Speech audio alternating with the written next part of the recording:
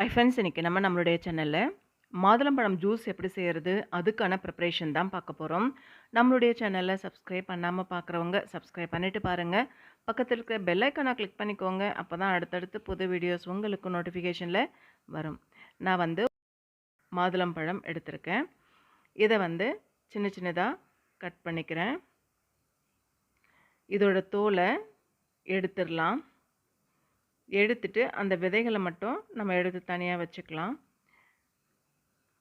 எப்போவுமே நம்ம ஜூஸ் மாதிரி சாப்பிட்றத விட பழமாக சாப்பிட்றது ரொம்ப நல்லது. குழந்தைங்களால் சாப்பிட முடியாது, வயசானவங்க இருக்காங்க அப்படின்னும் பொழுது நம்ம ஜூஸாக நம்ம சாப்பிட்லாம். மற்றபடி பழமாக சாப்பிட்றது தான் ரொம்பவே நல்லது. இந்த விதைகளை ஒரு மிக்ஸி ஜாரில் சேர்த்துக்கிறேன். சேர்த்துட்டு சுகர் சேர்த்துக்கிறேன்.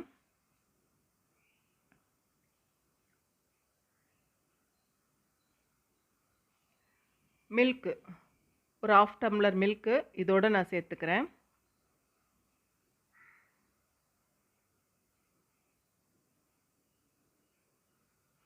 இப்போ மிக்ஸி ஜாரில் நல்லா அடிச்சிடலாம்.